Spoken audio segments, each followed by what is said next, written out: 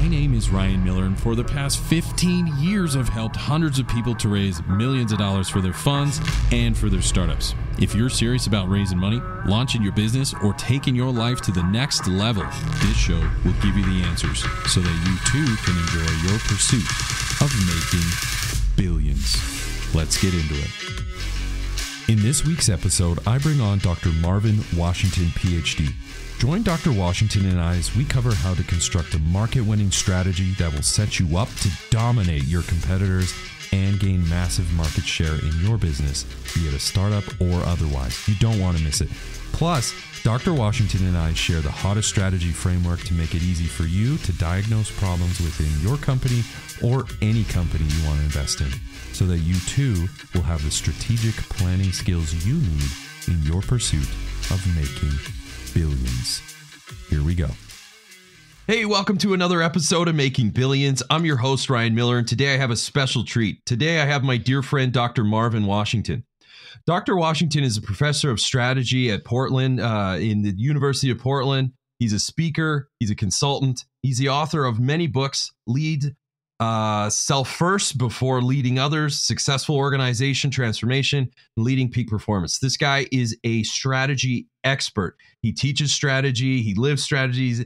He does everything, all things strategy. He's worked in many diverse backgrounds. I'll let him get into it. But his research has led him to be published in leading academic journals such as the Academy of Management Journal, Organizational Science, and Organizational Studies. Dr. Washington, welcome to the show, man. Oh, thanks for having me on the show. I'm really excited to be here, and I really appreciate the wonderful introduction. Yes. Yeah. You know, it's been a while. We've gotten to know each other for a few years now, and I can say that you certainly are someone that I like to refer to as expert, and those are the only people that come on a show called Making Billions. I mean, you don't make it this far without being an expert.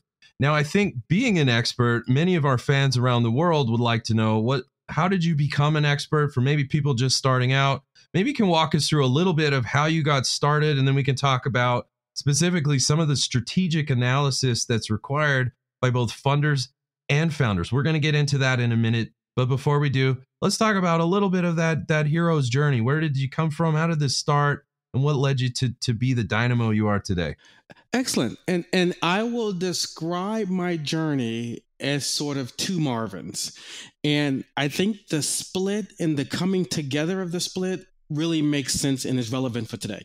Sure. And so in the beginning, where were the two Marvins? Yeah, I ran track in college, and that's what led me to start my college career at Purdue University and eventually end up at Northwestern University. I was also somewhat of a geek, a nerd. And so I did my undergrad degree in industrial engineering. Yeah. And so here's this person that ran track. So I understood competition, understood performance. I love track because there is no politics. Yeah. You start the line. Who's ever get to the next line first wins. Yeah. It's not about who you know. It's not about the judges. Just straightforward, straight, pure competition. I love that. I'm now graduating university. I'm working at Procter & Gamble. And Procter & Gamble felt like a series of competitions. Yeah. We're making Zest bar soap. We're trying to push. I can't give you the specifics, but we're busting our butt to save a tenth of a penny on the case count. Yeah. So like we're driving down, and our manufacturing cost would have been a small part of the overall cost. But that's my competition. Drive down case costs. What do? I'm managing at 22, 23 years old, a team of 25, 30 people, all my parents' age and my grandparents' age. And we're just driving, Yeah. P&G, they rewarded that drive. And they rewarded the drive. You work about a year, 18 months. If you do well, you get promoted. You work another year, 18 months. You do well, you get promoted. I'm now 5.5 years into Procter & Gamble, and I'm managing people. That's managing the engineers that I used to be. Yes. I don't know anything about management because I was this engineer that just ran fast. And so what do engineers do that want to know about management? You go get an MBA.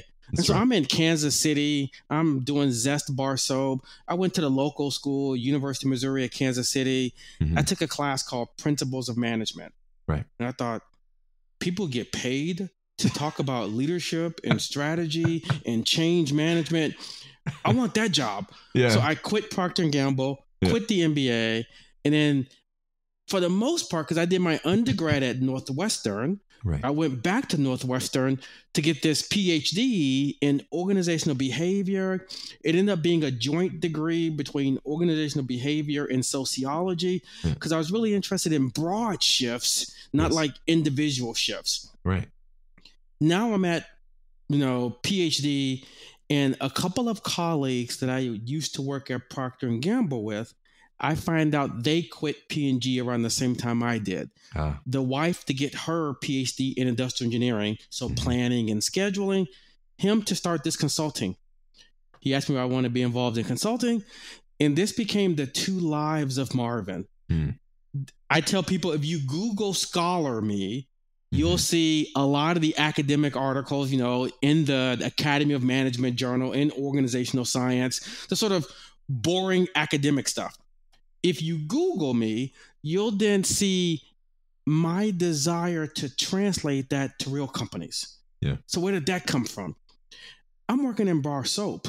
Imagine a football field covered over in dozens of pieces of equipment. It's noisy. Yeah. The worst day at work was the day of quiet, because that meant it was broken. That means we're not making any soap. I'm in trouble. Yeah.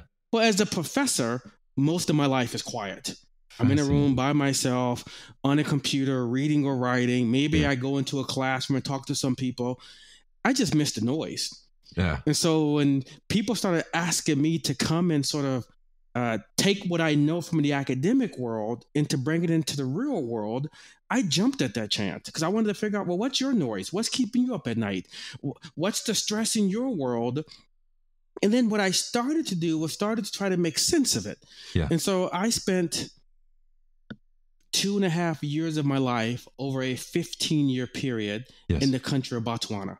And I'm pretty much in the country of Botswana, helping the country, all the different ministries, do strategic planning, leadership development, through change management.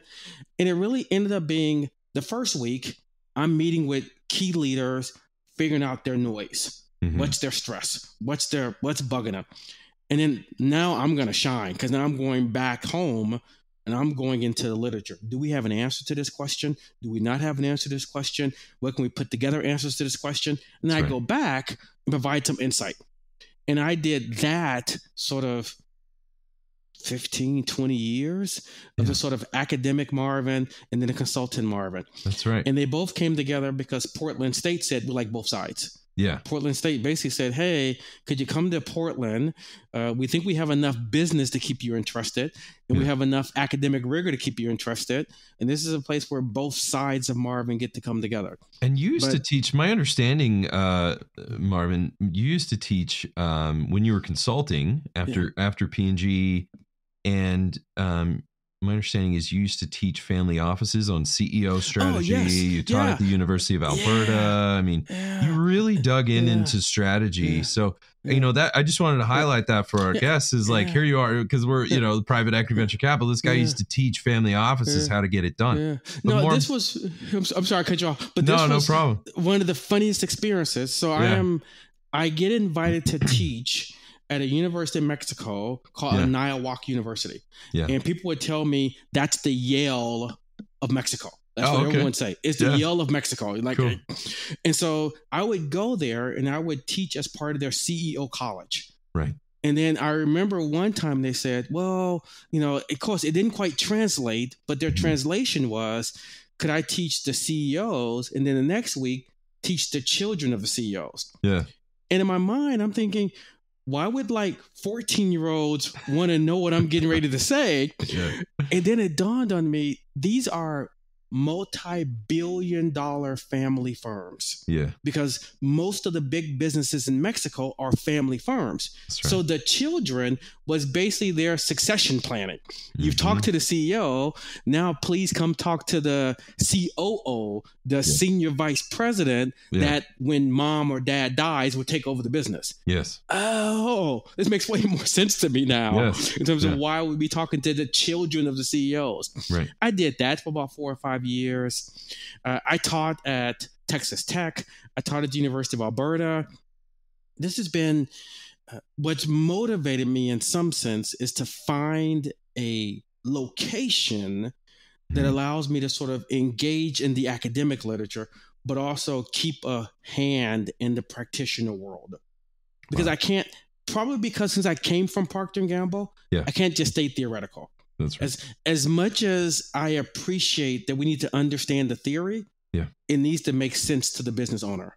It needs to make sense to the boards. I spent the last couple of years, we have a Institute of Corporate Directors. So if you want to sit on a board, I spent the last couple of years when I was in Alberta teaching people how to be great board members. Awesome. So you're now on the board of a company. What's your role? Yes. How are you thinking about strategy? Because if you're on the board, you're not the CFO. So you're not looking at the reports, but you're helping the CFO. You're not the COO. You're not in the plant on the floor, but you're providing advice to them. So I did that for a couple of years. And that's sort of been my journey for the last, 25 years or so. Dang, that's cool. And that's one of the things about being an effective board member that you've certainly enlightened me on throughout my career as well, among many other things. We've talked a lot offline here, but I think a lot of our fans, so here you are, you've done consulting, you worked in multi-deca-billion-dollar companies, you've been published, you're a speaker, you've done all of these things, you're a highly sought after guy, you got a PhD. I can keep going, man. You're a big deal. So one of the things, why we're here and we're talking about strategy and strategic planning, especially for funders and for founders, a lot of people get confused with what strategy is. And more importantly, I'd love to know what strategy is not. So in your opinion, what is strategy? What is not strategy? Just a real high level summary before we really go deep on helping our fans understand this. That's a great question. I'm going to add a word in, and once I add in the word, then I can answer your question. Okay. And the reason why I want to add the word in is I think we focus on strategy a lot. I think we need to first focus on competitive advantage. Because that's what you're trying to do. That's right. Go back to my track and field days. What I'm trying to do is win the race. Now, I now need a strategy of how to train to win the race. So strategy is not the goal of winning the race. That's your goal. Strategy is, how do I win the race? Do I train on these days? Do I train on those days? And with all of those come choices and come decisions and come what fits for me or may not fit for you. But the end result, though, is the plan is to win the race. That's my competitive advantage. And then once I get clear on that, then I need a strategy to get there. Awesome. I find so many businesses, they don't actually have a clear plan. They have what I call hope or wish for. Hope. Well, we want to be great. Okay, what's your strategy? We want to be great. No, that's not your strategy. Wanting to be great is a goal. It's a wish. That's right. The strategy is, what are the steps you're doing? What are the actions you're taking? What are the actions you're not taking? Because you realize that that's just noise and it gets in the way. And that's tough. That's tough for you, the founder, because as a founder, you're hustling. And you're trying to grab everything. And you're just trying to do everything. And you end up with, it's like me being the athlete. Well, I just run a lot. No. You got to have a clear. I do this. I don't do this. I do this. I don't do this. I'm now at this speed. So now I need to change my strategy to get to a next level of speed. I need to. And I think that analogy, if you can get at that, so because then it goes back to now what strategy? Well, what race are you trying to win? That's competitive advantage. And then what's your plan to get there? So awesome. That is incredible. So what I'm hearing and we want to make sure like our funders and entrepreneurs understand this. When I was an executive, just to compliment everything that you said, when I was an executive back in the day, when I started just getting oriented, when I was brand new on the scene, is I would ask the board and everyone else, like, what's the strategy? And in this moment, it was like, well, we're going to get this revenue. We're going to grow by that much. And I was like, super cool. And so, of course, I'm hearing it. And to your definition, what you're saying is, no, when I ask executives, what's your strategy? And they start listing off what they're going to accomplish. Strategy is not a what.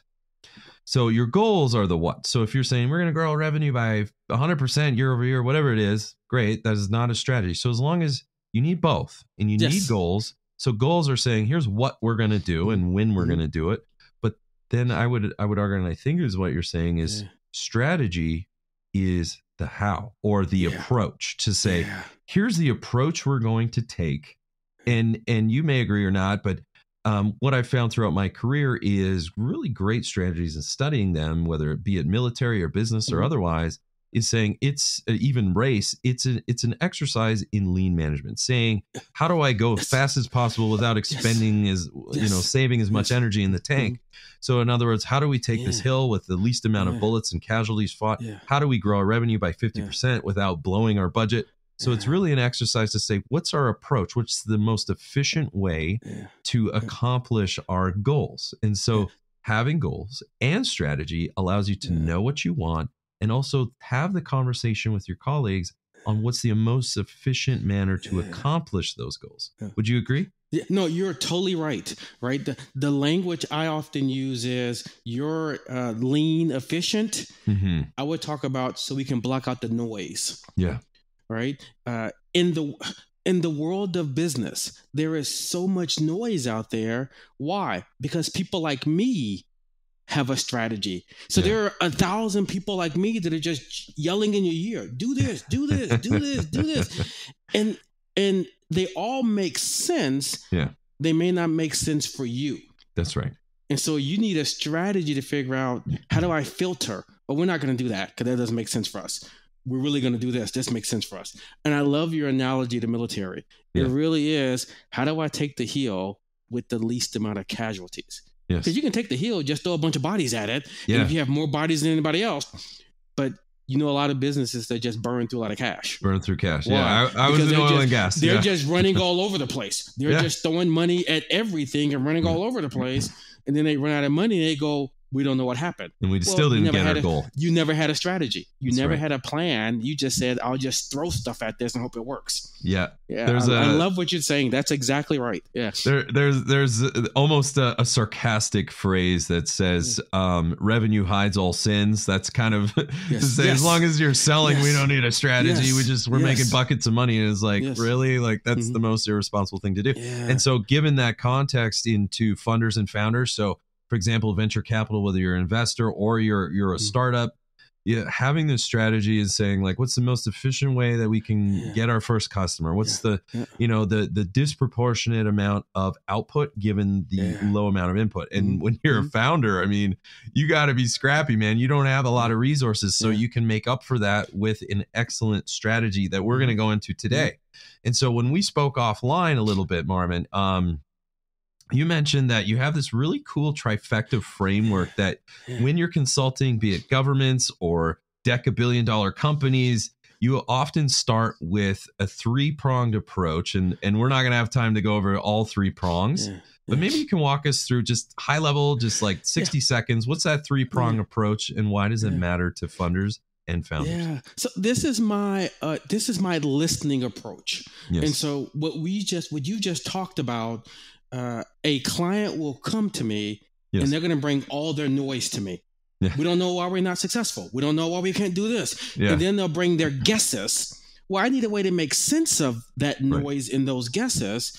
And so I really have this triangle in its strategy, its leadership, and its culture.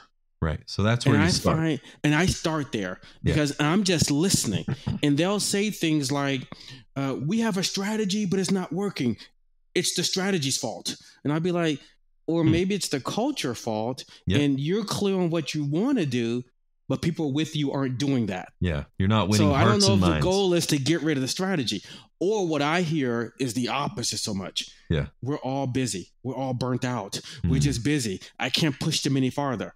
Well, it sounds like you have the right culture, but no one knows what the strategy is. And since no one knows what the strategy is, no surprise, everyone's just running all over the place. Right. And then no surprise, everybody's burnt out. Because what you was just saying, we're not efficient in terms of what our strategy needs to be so that we know that we're running in the right direction on the right things. Yes. And so I can't, in some sense, it's almost like dealing with the patient. The patient is going to say it hurts. Yes. But they don't know what really that means. Yeah. This triangle for me helps me get a sense of how it might be a leadership problem. how it might be a strategy problem or it might be a culture problem. Because once I can figure out which one it is, then we can talk about how we're going to overcome that. That's right. And so that excellent breakdown. So when you come in, it's kind of your first, like you said, a doctor, they're like, they just say it hurts. Here's where I start. I cover these 3 things. And you didn't say this, but I certainly will, as you're saying, almost all the time, it's a symptom of one or many or all, but totally. Somewhere between these 3 is where a lot of companies. And so if you're a startup, a founder, or if you're a venture capitalist who's going to sit on boards and you're listening, these are some good areas to start assessing investments or assessing your business to say, let's focus on structure, on culture, leadership, and strategy. Now, this goal, or the goal of this conversation is we can't go into all of it or we'll be here for hours. But strategy, what is strategy? Like, do you have a simple makeup or formula of what strategy is? And I start, so we're in the strategy bucket. And it's overwhelming. Because you Google strategy, you get 1 trillion titles. So many. It's just overwhelming. So I say, I'm not going to debate that. I'm not going to fight you on your book favorite versus my book favorite. Because that's just wasting time. I will tell you, when I conceptualize strategy is risk plus competition. Interesting. So competition basically means you're not the only one doing the thing you're doing. So how are you beating others? Again, I go back to running. I'm not the only one in the race. Right. So it's not just enough for me to be fast. I have to be faster than the others in the race. Yeah, if you're going to win. Yeah, if that's my goal to win. And then the risk part is I am making decisions that if they work will be successful, but no decisions have a guarantee that they're going to work. Right. So I have to always decide, is this the thing? Because again, I love your phrase, when the money is there, I try 1,000 things to have the money. But once the money is not there, I got to figure out where I'm going to put that money at. Where am I going to put those resources at? And I find a lot of times on the risk side, the leaders are just hesitant. Well, I don't know if it's going to work. Of course we'll know it's going to work. That's why it's called strategy. Right. Like we think it will. And because it will work, that's why we'll beat you. That's right. And so once we get that aside, that to me is like the leadership part of it. The competition part's the fun part. Because now we're designing a strategy. We're designing, how are you going to win this race? How are you going to have a competitive advantage over others in the industry, over others in this space? That to me is the fun part, if you will. Well, let's talk about the fun part, man. Like, and especially if you're anyone who's interested in making billions, like you said, high level, all those matter. But we're going to kind of level 2 as we're saying, let's hone in out of those 3. Let's hone in on strategy, which is really risk plus competition. So let's go to 3rd level. Why don't we, since it's the fun one, let's talk about competition and how that leads funders and founders to make billions. So when it comes to competition, what I've found, and maybe you like this framework or whatever, but what I found is really there's a strategy, at least ones that I follow, and I'd love to get your opinion on, is really a discipline or a strategy of market leaders, which really says, hey, there's three angles that you should consider. You pick one that you're going to be known for. You're going to have a second one of this triangle that's going to support your primary objective, and then you're going to forget about the other one, right? You're not interested. And what those 3 things are is saying operational excellence or product leader, and the third one is customer intimacy. So it says, look, if you want to be operationally excellent, that's how you're going to win in your market and your competition. You're going to be lean. You're going to be mean. You're going to be like Dollar General, if anyone's seen that in the insurance industry, right? You're going to offer probably low price, low costs, everything. Everything's about driving down cost. And maybe that will be supported by customer intimacy. And then you forget about being a product leader. I would love to hear about some of your thoughts around operational excellence, product leader, customer intimacy, how that fits, and how we win. So maybe what are some examples you've seen? No, that's a great example. And just like to connect to my definition of risk plus competition, you've already set up an element of risk because I have to decide which 2 to pick. And it's a question mark. No textbook will tell you if you're here, this is the one that will work. Yeah. Why? Because there are other competitors in your space. That's right. There are other people there. And as I tell people, especially that early founder, I said, what makes this fun for me and stressful for you is that customers are fickle. Yeah. Customers are fickle. They change their mind. We don't know. We hope, we pray, we guess. And it's the fickle part that you're trying to get in the mind of. Yes. And you're thinking, in this space, is it efficiency? Yes. Right? In this space, is it customer intimacy? In this space, is it sort of product leadership? Let's think about Walmart for a minute. Sure. Walmart's a great example of not customer intimacy. That's right. They're not. They're not. Whatever you want to say, you go into a Walmart, you are not expecting great customer service. That's right. And I imagine if you get it, that person won't stay there for long.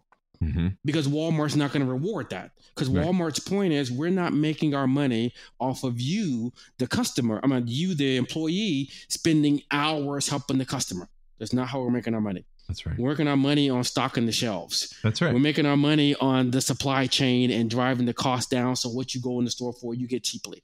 Yes. So as soon as we say the customer is always right, now when I go into Walmart, I go in there and nobody comes to help me. I just got to figure it out. But why do I do that? Because everything I want in the store and the prices are low.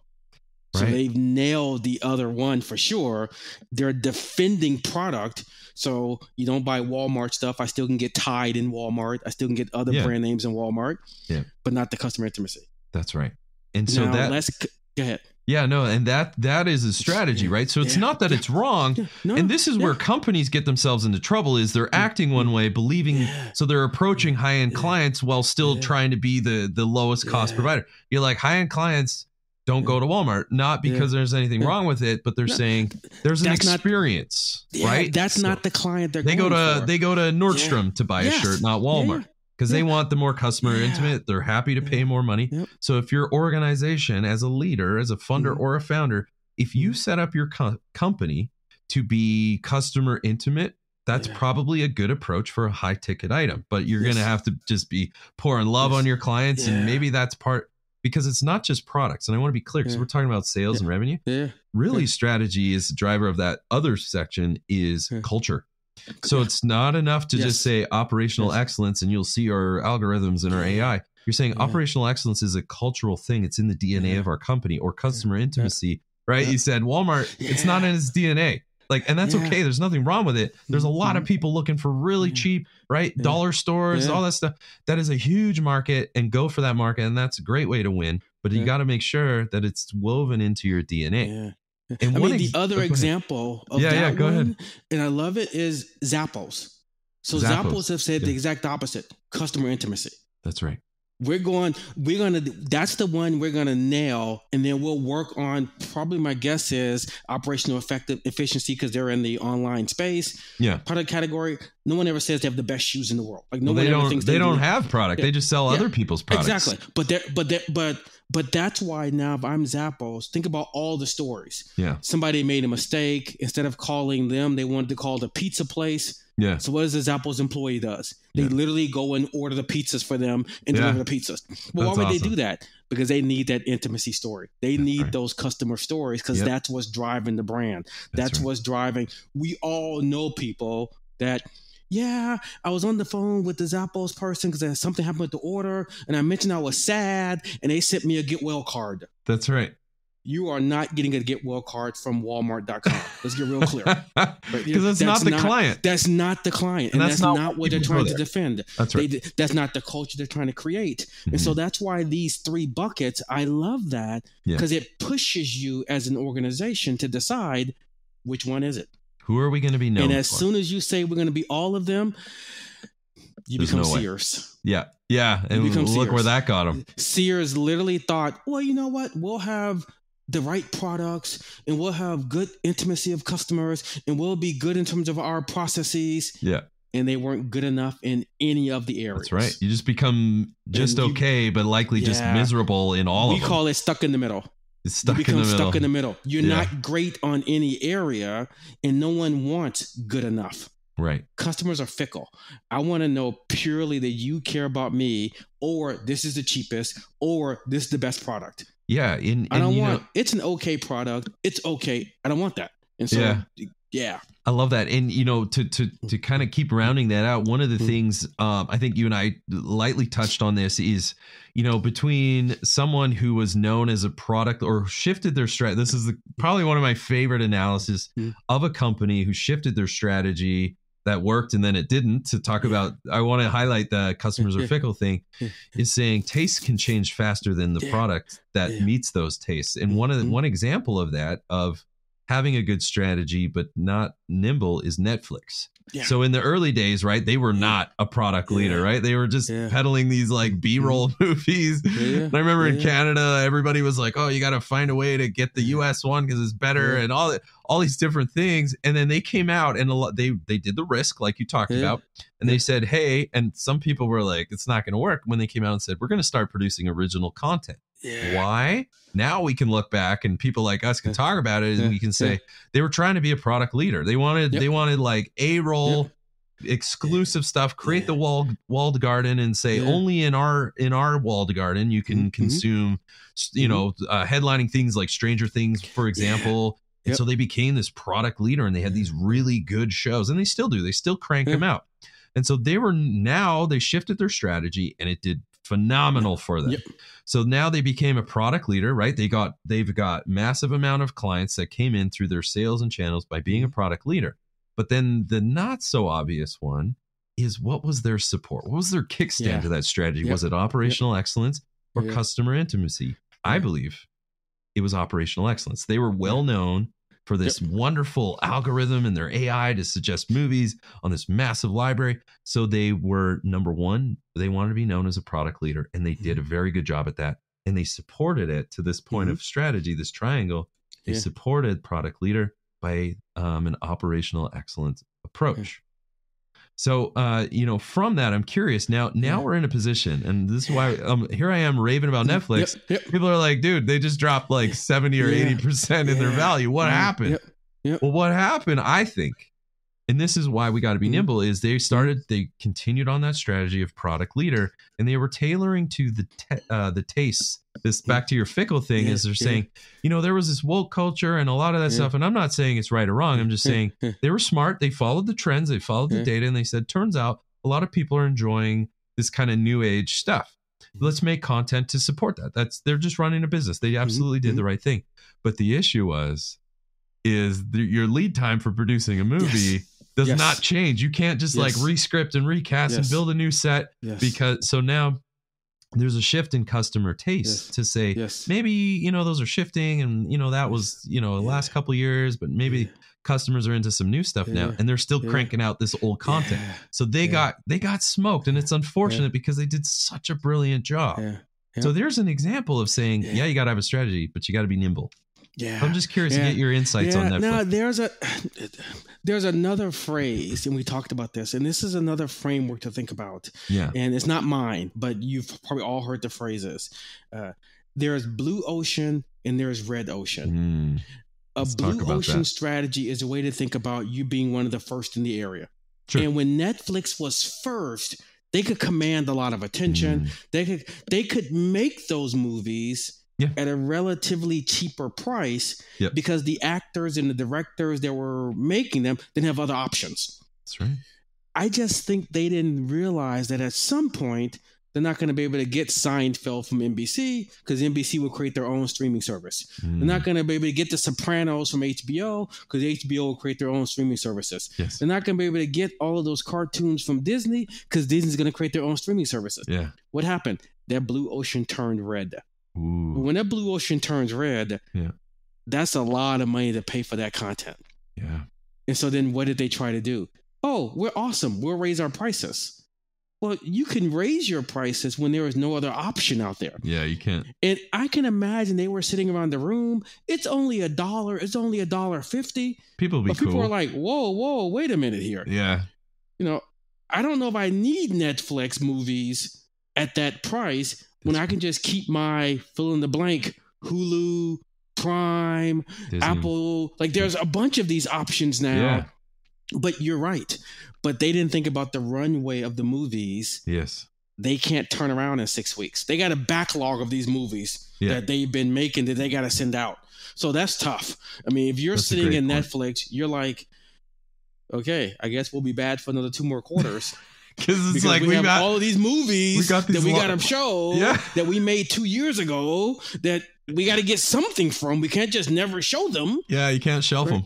Yeah, and I think that to me goes back to the competitive advantage part. That's right. But all blue oceans eventually go red. Ooh. All you win, you will eventually get into a race where you will lose. And now what? Well, you don't raise your prices when your blue ocean turns red. Got it. Got it. And for our listeners, there's many. This is a great strategy book. A lot of people use it. For those who don't know, it's called Blue Ocean Strategy. Basically, a blue ocean is a market where you don't have any competition. That's the ideal place. A red ocean is there's blood in the waters. There's lots of competition. So here they were. They were in a blue ocean. They were first. They managed to enter a blue ocean, and I would say, they were one of the earlier creators of this. I don't know if they were the original, but they were one of the first people to enter and do very well in a blue ocean. Eventually, competition comes in, blue ocean turns red, and the last thing you do is raise your prices when there's competition. That's exactly right. When that blue turns red, we go back to the other two. Operational efficiency and customer intimacy. So you got to shift your customer strategy. Intimacy, they won't switch. I got to keep the ones I have. Operational efficiency, I can't raise prices. I got to get those margins better at the existing price point. Yes. But what did you say earlier, though? And I love your phrase. When I got all this cash, revenue just takes care of everything. Yeah. All of a sudden, I don't have the revenue. They're pulling their hair out. Now, what do we do? We got to make these choices. We got to make these decisions. Yeah.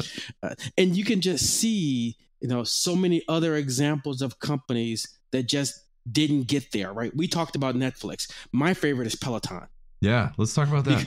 Because when I often talk about strategy, I've been pushing competitive advantage. Yes. And we've been having this conversation about the 3 ways to do it. And good or bad, you take 1 billion pages of strategy research, you get those 3 ideas. They package them differently. They say it differently. But I'm either going to be well-known, and that's where you get to marketing, branding, that kind of thing. I'm going to have great customer service so that the people that want me will love me. Yeah. Think Starbucks in the Starbucks app. Yeah. Right? No other business out there has $1 billion of their customers' money waiting to be spent 1 coffee cup at a time. So Starbucks has mastered that customer relationship. So much so that I give them my money to buy coffee tomorrow. Crazy how they did that. Yeah. Operational efficiency. Whatever I have, I'm going to squeeze to get the best margins. So you decide is that. That's about what it is. Right. Now, a lot of people mask as if they have that. Yeah. And what they really have is either a locational advantage. So what is a locational advantage? Yeah. I have a coffee shop. Sure. They're not coming to my coffee shop because the coffee tastes well. Yeah. I'm the only coffee shop next to the bus. Or I'm the only coffee shop next to the door where you walk, where there's a 1 billion person tower that we're all going in. Right. We all got 15-minute break. Yeah. It's no surprise. Everyone comes down the stairs and get the coffee from me. Right. Selling umbrellas when it rains. Yeah. I'm going to tell you, the coffee is so great. No, I'm the only coffee shop on the corner. So I have a locational advantage, right? Yeah. Right. Or I get the timing right. Yes. Peloton. Right time, right place. Peloton happened to be at the right time and right place. That's right. But go back to Blue Oceans Turn Red. Yeah. Peloton had this wonderful moment when they were awesome. Yeah. And they did not capitalize on it. And what happened? The world opened back up. Yeah. And it's amazing to me that they didn't think through, we need a different strategy when the world opens up than the strategy that we had when the world was shut down. Yeah. World shut down, customer intimacy. Right. World opens up. I can't be selling these $3,000 bikes. Yeah. Nobody wants that. Let's go to the gym. You're going back to Soul Cycle. I'm not going to. So then literally they were raising the price of their bikes. Buy the t-shirt, buy all of this stuff that people are like, no, because the world is in a different place than it was when I bought that bike. Nice. And they just didn't change their strategy. And I think it's because they thought they had a competitive advantage. Yeah. Operational efficiency, customer intimacy, product, and they had none of that. Right. They just got lucky. That's right. But that luck could have given them a couple of years to figure it out. Right. and they just didn't figure it out. Oh man. And so And Peloton, they had that issue where they had a locational advantage. In other words, we're like, hey, if you want to work out from home, Peloton's one of a great price. And then all of a sudden the world shuts down. Everyone has to work out from home. So they were in the right time in the right place. And they're like, wow, we're a really great company. But what you're saying is like, maybe, you probably are a great company. However, you didn't really have a great strategy. It appeared to be a great strategy, but really what it was is you had a locational advantage. Is that, did I get that right? You got it right. And this is where, we've been talking about from the founder side, right? In some sense, from the owner side. That's right. You're sitting on the board. Mm-hmm. That's your role. Your role on the board is to say, do you really have a strategy, or are you just lucky? That's right. Do you really have a strategy, or is your strategy just picking the right location? Because it doesn't seem like your strategy is picking the best coffee. That's not a strategy. Yeah, you got it. Yeah. Is your strategy timing? Yeah. We need a strategy. So I'm on the board. I'm saying, hey, actually tell me what your strategy is. Oh, we hit certain quarter metrics. No, that could all be luck. Yeah. What's your strategy? Yeah. What's your approach? What are you doing to hit this? What's your approach? How do you know it's a robust approach? Yeah. Will this approach last when blue oceans turn red? Mm-hmm. And we talked about this offline, but a great example of that, Tide. Yeah. So Tide laundry detergent. Yeah. Tide laundry detergent is the market leader.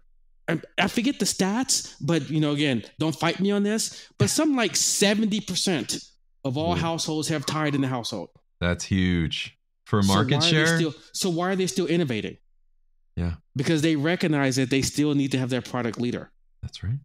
So they said, okay, we can't keep selling powder Tide, because what's going to happen is someone's going to come in with liquid. Somebody's going to come in with pods. Yeah. Somebody's going to come in with colors. Somebody's going to come in with, because Tide said, we have this for this customer, but in 20 years, in 10 years, in 3 years, there'll be a different customer. That's right. And to your Tide point, got really smart. They looked around and they said, you know what?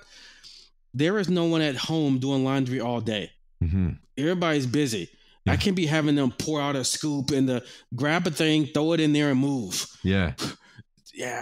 Yeah, that is awesome. So, and you see this in a lot of excellent products, but I would argue really products come from excellent companies. Yeah, exactly. So these people who created Tide, and for many of our funders and founders, like a lot of product and services, this still applies. Yes. And you see this in, you see this in a lot of companies that are constant. They understand exactly what you're saying. It's just clicking with me is saying, hey, so one thing you need to remember is right time, right place is not a strategy. That's luck. But to see it for what it is, if you're a funder or a founder. Number two is saying every competitive advantage eventually will go to zero, meaning blue oceans eventually turn to red, because if there's money to be made, people are going to start flooding in. And so companies like Tide, and use that as maybe a metaphor for whoever our fans are listening to, your product and service, saying you might have a competitive advantage now, but what do? Well, now one, according to Dr. Washington, we're saying, hey man, just make sure you understand that the party doesn't last forever. Eventually you're going to get some competitors who are going to try to outbeat you. So what you do, and I would argue, and I'd love to hear your opinion on this, is saying, great, you got a great product, you got 70% market share in this thing. Great. Eventually it's going to be a red ocean. What are you going to do about it? And the antidote to this, and I want our funders and founders to really listen clearly. The antidote to this, my friends, is to constantly disrupt yourself. So constantly invest in new products, right? There we're like, oh, we get big bonuses. We're going to hire ourselves. We're making all this money. Yeah. Okay, sure. Do whatever you want. But however, please allocate some of this to capital expense. Yeah. Do it to R&D, build and develop new products, disrupt yourself, because there's people coming.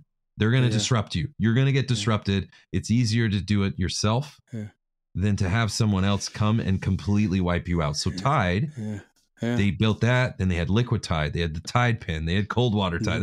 They kept going, right? And so they kept disrupting themselves. And that is how they maintained being a market leader, is they knew their oceans would turn red, and they were still one step ahead of it, constantly entering into new blue oceans nonstop. I absolutely love it. I'd love to hear your opinion on that and just round that up. This is where the sport analogy is so perfect. Yeah. Because great athletes on the off season learn a new skill.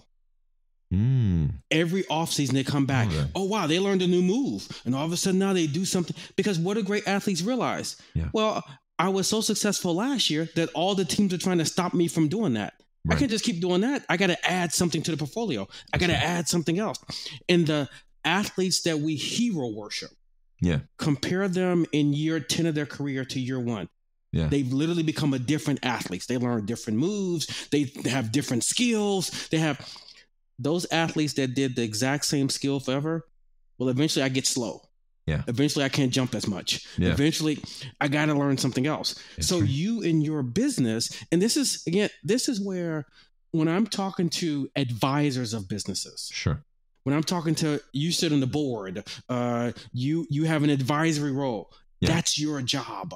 Yes. That's the person, the owner, if I'm the owner, my head's down. I'm trying to make this thing work. Yeah. I'm trying to make the first tide. Forget about the 13th tide. Sure. I'm the advisor. I'm reminding you about the one around the corner. That's right. I'm reminding you, hey, is this the time to move? Yeah. Is this the time to come out with that second one? Is this the time to start extending this?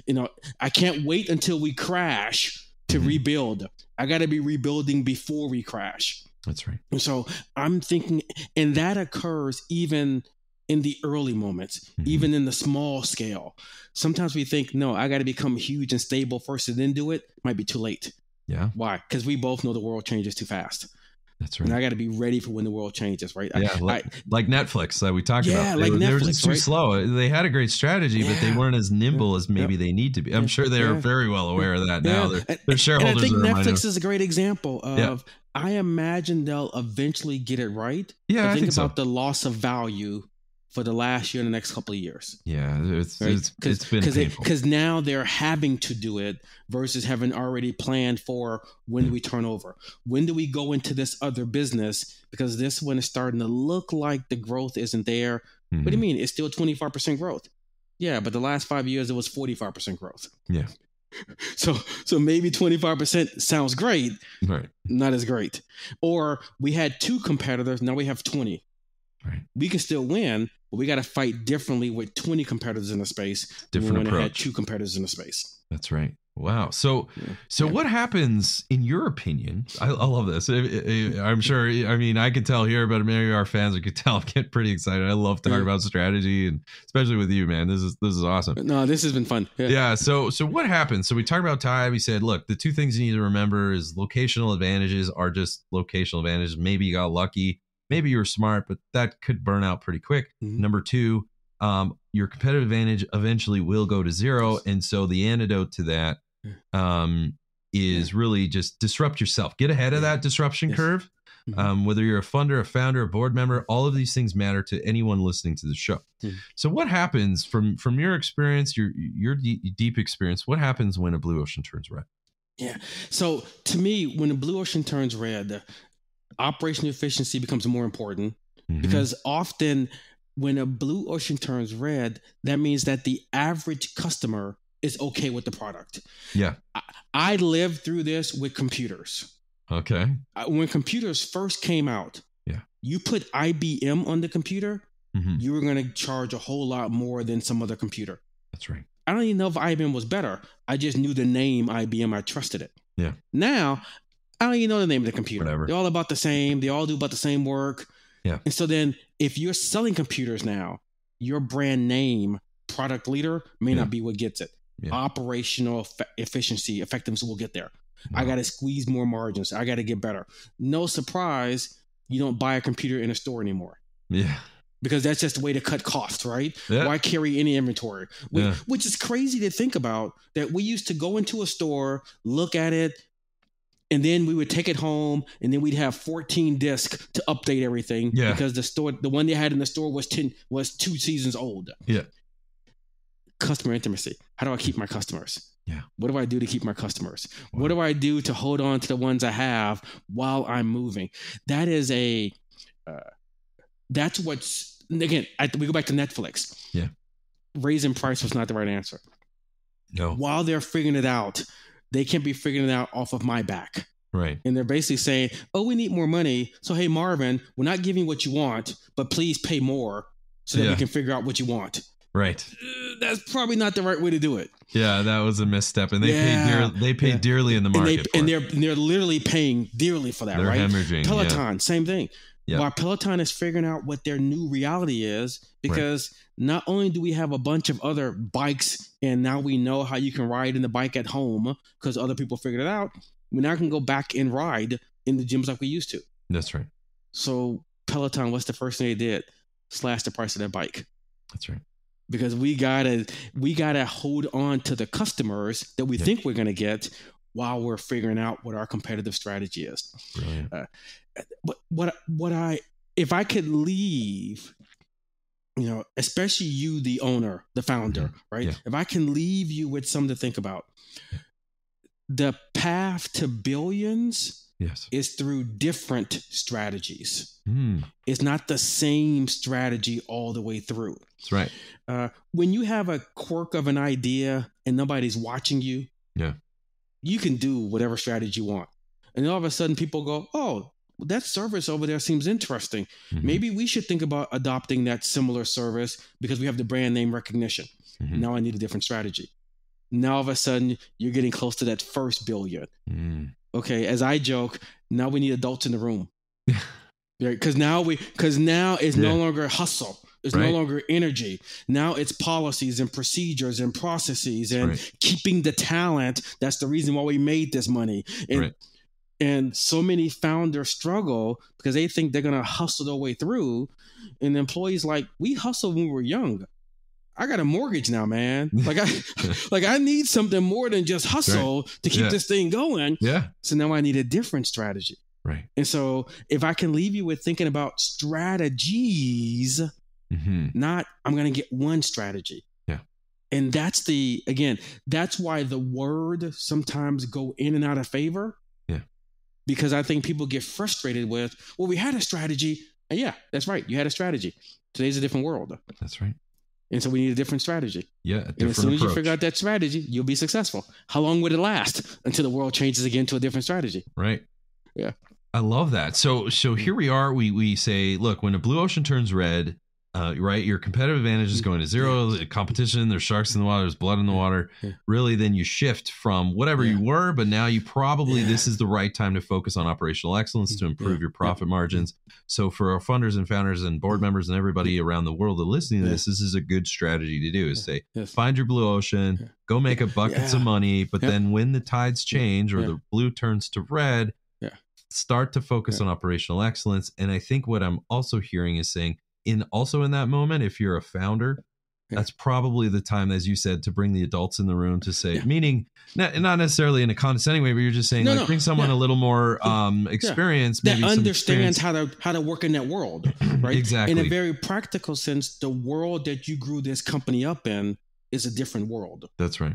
But because you're in the different world now, you may not be able to adjust as fast as if you brought somebody on that understands how to navigate that world. Right. So it takes it from, it's a speed question, right? So again, I think about, the pace doesn't get slower.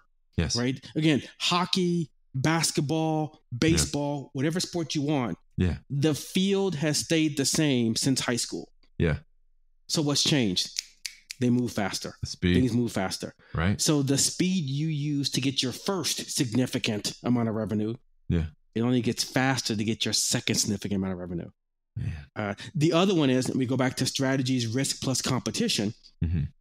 The biggest risk is to go find another blue ocean. Yeah. And you can appreciate why that's a risk because your customers know you for this ocean. That's right. So we were talking about Netflix. Yeah. As much as I may not like Netflix, I know them for movies. Right. And as what soon are they Netflix doing? says, oh, let's go into games. That's right. Oh, let's go into music. Yeah. Oh, let's go into, that's not why I have Netflix for games. I have my Apple for games. That's not why I go to Netflix for music. I have Spotify for music. I have Pandora. But you can see why they would do that because they're going, this ocean got red. Let's go find something different. That's right. That's a big risk. And that's why I talk about strategy as risk plus competition. We've talked a lot about the competition part. We can't neglect that it is a risk. And I would add to that, Marvin, I would add that, there's a difference between doing it when your share price drops 77% versus doing it when your share price is strong. And that kind of comes in to say, hey, man, because it's not a good look, right? And the investors, they're smart. Yes. So funders are saying, look, you're doing it because you currently, it looks like you ran your current product in the ground. You had incompetent leadership, whatever it is, it's not good, the perception. And now you're looking for some other thing and some kind of lifeboat. But when you're doing it, if you have that discipline that we talked about, is saying, like Ty did, is to say, no, like when it's going down, you're too late. Like keep investing in new products, testing these things with your customers, keep entering into new blue oceans. And then, when the time is good, you'd say, oh yeah, we just moved on to something better, rather than it went down, you rode that wave too long. There's no more energy left in this thing. You were not quick and nimble on changing your strategy. Now you're paying the price and you just look desperate. So launching new products and services. And I love your idea about internal disruption, right? Like that's right. What you're describing is you're always thinking disruption. And that goes to culture. Waiting until you have to think disruption. Right. If you wait until you have to, it's too late. It's too late. It doesn't look good. It's too late. Not that it doesn't look good. You're approaching it from a deficit position. Yeah. So that's like going to the grocery store when you're hungry. That's right. Everything looks good, and you're not going to cook any of the stuff in your cart. You want to go to the grocery store when you're not hungry, because the stuff you'll put in your cart are the things you'll actually use, the recipes you'll actually make. So it is not that it just doesn't look good. You're not going to be successful at it because you're grabbing. Literally, the phone calls I get, unfortunately, are in that space. Yeah, and I'm thinking there is no quick tomorrow we will solve this. And I know you're calling me because you're desperate and you want to solve this tomorrow. That's right. We can solve this, but how much money you got? How much time you got? Because we're not solving this tomorrow. 3 months ago, we could have solved this soon, because then you would have been in a different position. Yeah. Your business would have been in a different position. Yeah. Your funders would have been in a different position with the confidence they would have had in you. Yeah. Now you're asking a lot of people to trust you when you're not successful with the previous business. Yeah. So what does that mean? So what does all of this mean to both funders and founders? Yeah. So I'll start with the founders. Sure. I think with the founders, you're doing two things and you have to be clear on the two things you're doing. Yeah. Step one, I'm just trying to win this race today. Sure. I don't care what my form looks like. I don't care what it is. If I am playing basketball, I'm trying to put the ball in the basket. Mm-hmm. But that won't be sustainable without a strategy. So I need to, at the same time, think about, how do I make that sustainable? How do I make that reproducible? And that's where we get to blue ocean, red ocean. That's where we get to what are my advantages? Because I'm trying to make that thing that I'm doing, that I care about, it's my baby, I'm passionate about it, I got to make it sustainable. And I think the sustainability question, sometimes people don't ask until it's too late, until their ability to do what they're doing isn't there. Locational advantage is Peloton. Peloton wasn't thinking about sustainability in 2020. They should have been thinking about sustainability in 2020 and not wait till 2022. Wow. If I'm a funder, I'm the one that's looking around the corner, because the thing I'm funding, they're thinking today. They're trying to solve today's problems. They're on the phone with the angry customer today. Mm-hmm. Because I'm not on the phone with the angry customer, my value added is what's coming tomorrow. That's right. My networks, the world I walk in. I know those adults in the room. Mm-hmm. So I know, you know what? For you all to be successful, this might be the time to bring on a CFO. That's right. I know you've been managing everything, but in the other companies that I've been working with, this really might be the time to bring on a CFO, because you can't keep doing all the financials and understanding the risk of all of that and trying to win this immediate game. It's too big for you now. Wow. That's what you're doing as the funder. You're looking around the corner. You're thinking about what's next. You're in spaces that you don't expect that founder to be in, because that founder is 100% in this existing space. How do I win this existing race? Yeah.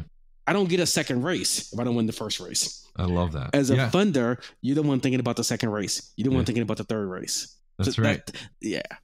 I love that. And so, rounding out that thought, just from my perspective on that, is, as a funder, especially in VC, often we go and sit on boards of the companies that we're on. And so to provide guidance. So what does that mean to, if I can add my own spin on that? Yeah, definitely. Sitting on boards, providing that guidance and helping them, pushing them to disrupt themselves would be one. Yes. Number two is, as a funder myself, one of the things I look for is how much of your culture and your strategy promotes you to continually to innovate.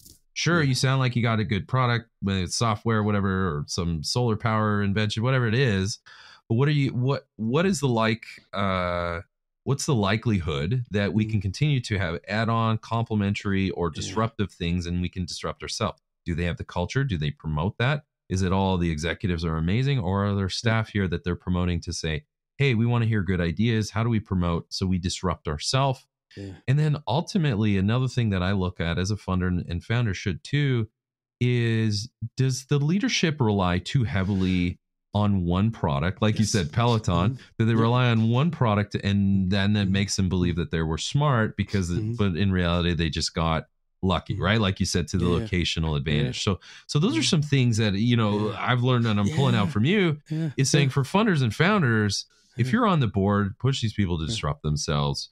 If you're not and you're a founder, think about, how do I promote culture of constant disrupting ourselves before our competitors do, and we can be more like the Tide product of our industry and just constantly keep innovating and entering new blue ocean markets. So as we round out and we kind of round third base and head home, is there anything else that you would like to add? I'd love to just hear any closing remarks before we wrap things up. Yeah. First of all, this was a blast. This was just fun, right? Like, I think those of you listening out there, this podcast, wonderful, awesome. Watch the other ones. This is just awesome. I mean, I think the hearing you talk is just getting me so excited because I think what's really hard for founders to do that's had a little bit of success is to become self-critical. Right? It's because how do you not believe your success? Yes. How do you not think that you have the Midas touch? How do you not think that you're successful because you had a little bit of success? And a lot of what we've been talking about are things to sort of be on the lookout for so you don't start believing your success. So you don't start believing that whatever I do is wonderful because the last two things I did was wonderful. Well, someone has to come along and say, there may not be you. There may be timing. There may not be you. There may be fickle customers. There may not be you. There may be the fact that there were just no other competitors. Yeah. And what we're giving you a way to think about is that just not to fall in love with your success, although admittedly you have some success. Right. How do I know that? You're attracting VCs. You're attracting funders. So you had some success, but don't fall in love with it because that's not the end goal. That's right. When I used to coach, and if I can end with an analogy, right? I used to coach girls basketball, and I would get girls that would come to me, and they would tell me about their best game.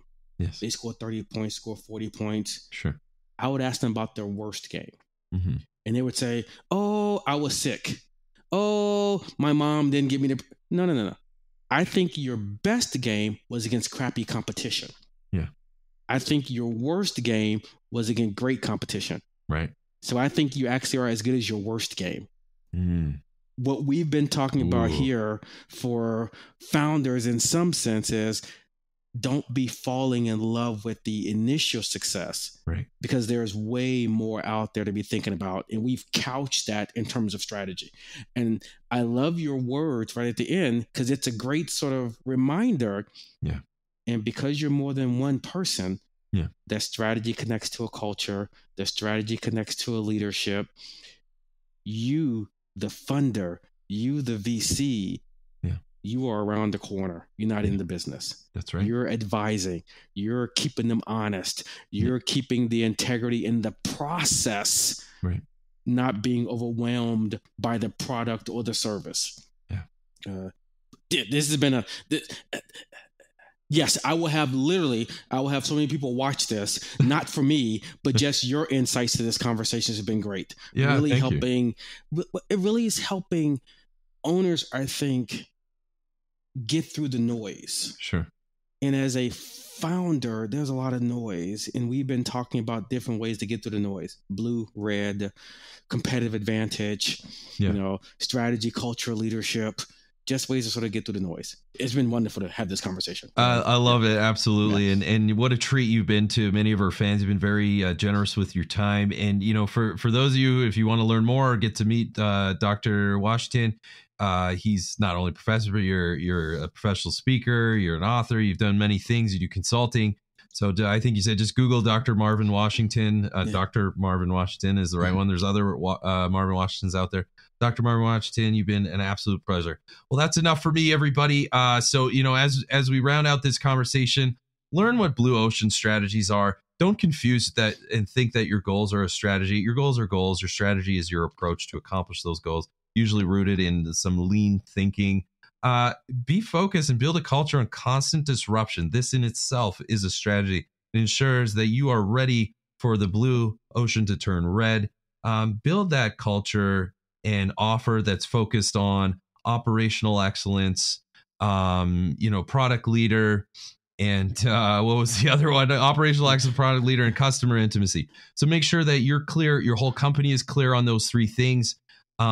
Pick one, support the other, and then neglect the third, and you too will be well on your way in your pursuit of making billions.